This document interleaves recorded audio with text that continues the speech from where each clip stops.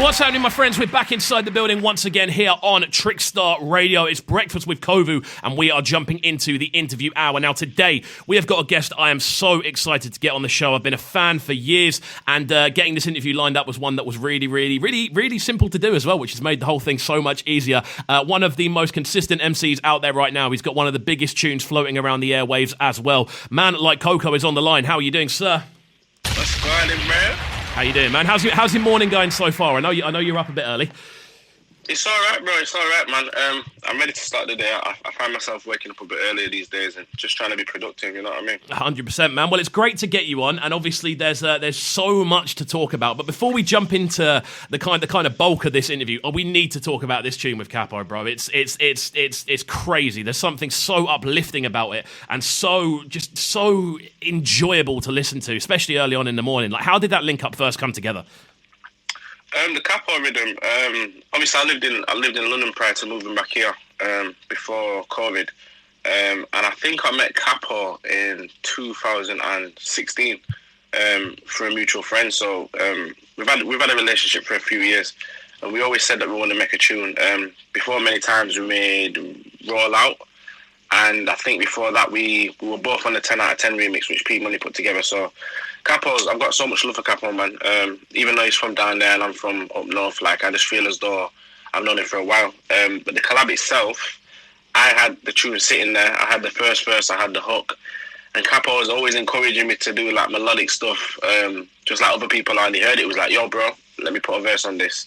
And yeah, it just came true, bro. Amazing, man. I mean, it's such a banger, and it was a wicked way to start off this conversation. And obviously, there you spoke a bit about kind of moving back home for the sort of lockdown period. Like, I want to kind of do a bit of a catch up with yourself, because even though this situation's been happening, you still have been releasing music, and we've still been seeing bits from you. So just kind of talk me through the last year and how it's been, because obviously we do so many different interviews on this show. It's so interesting to hear how it's kind of been for different people, especially music related. Yeah, of course, bro. The last year, to be fair, it's been quite insightful, to say the least.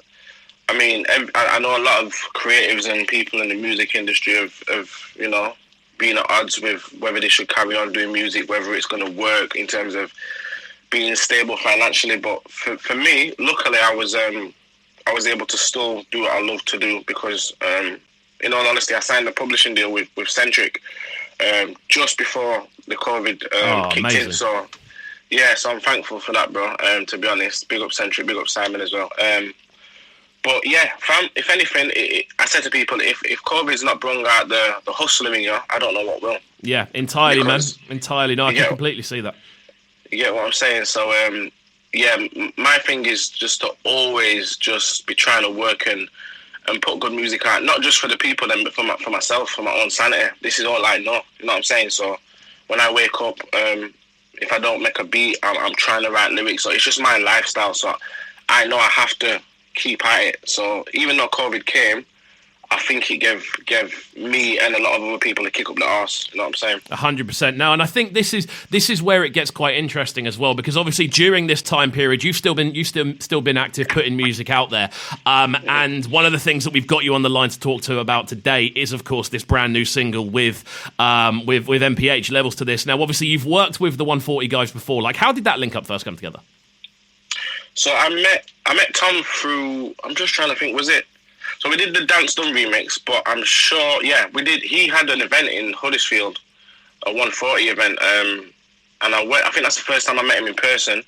I'd heard about him and seen stuff that he was doing, but yeah, after that we did the Dance Done remix. He shouted me for that, and then like a few months ago, he just shouted me on WhatsApp like, "Yo, bro, there's this new kid called MPH.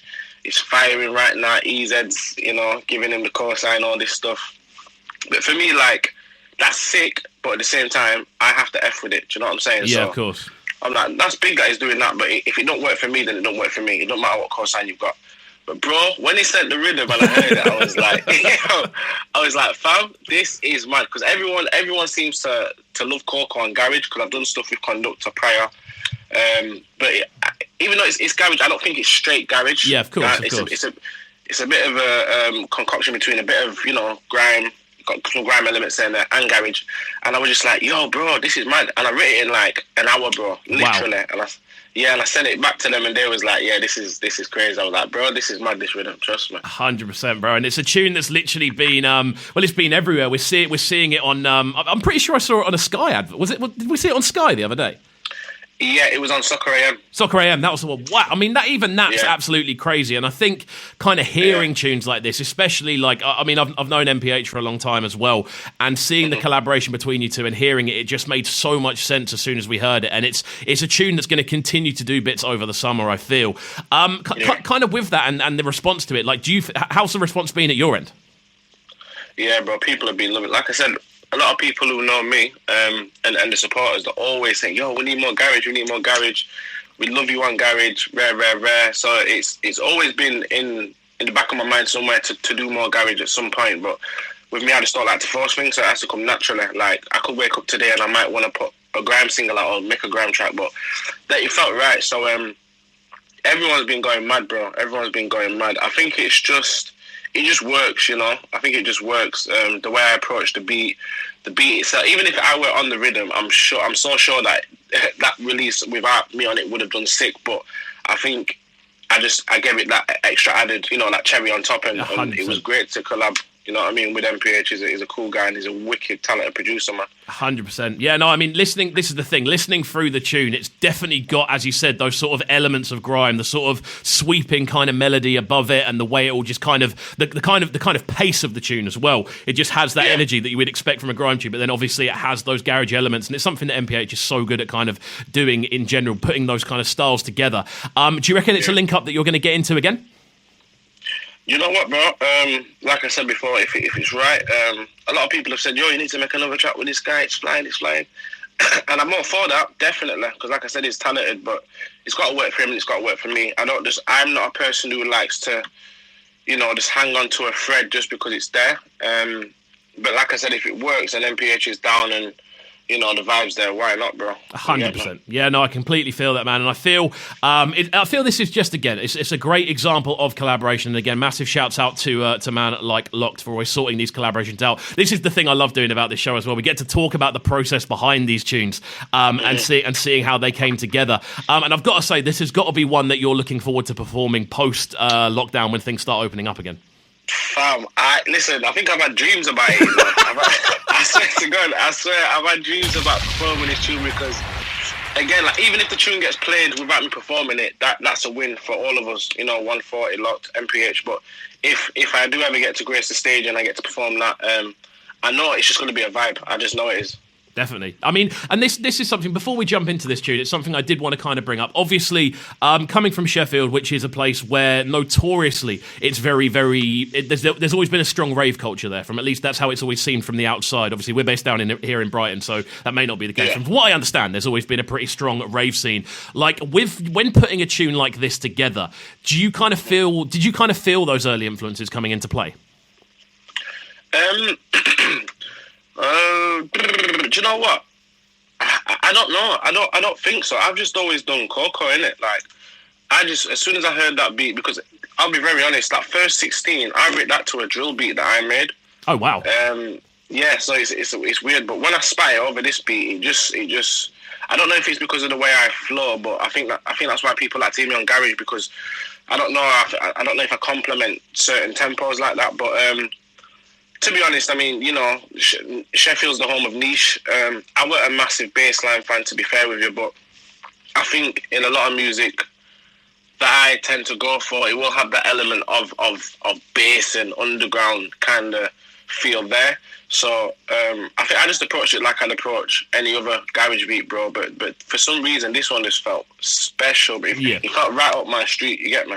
100%. It definitely is a special tune, and that's why we have been running it so often here on the show. It's been getting so much appreciation, everywhere. And we're going to jump into it right about now. So before we do, we're going to get into a bit more conversation in just a second. But just so people know how to get hold of you, what are the best social media tags for people to find you on? So my social media handle is at the Coco UK. That's TheCoCouk on all social media platforms. Perfect stuff. Well, we're going to get into this one right about now. We are live on Breakfast with Kovu here on Trickstar Radio. Coco joins us on the line. We're going to get into some more conversation in just a second. But for now, this one goes by the name of Levels to This, produced by MPH. Let's get into it right about now. This is Breakfast with Kovu, bringing you their morning flavours on Trickstar Radio.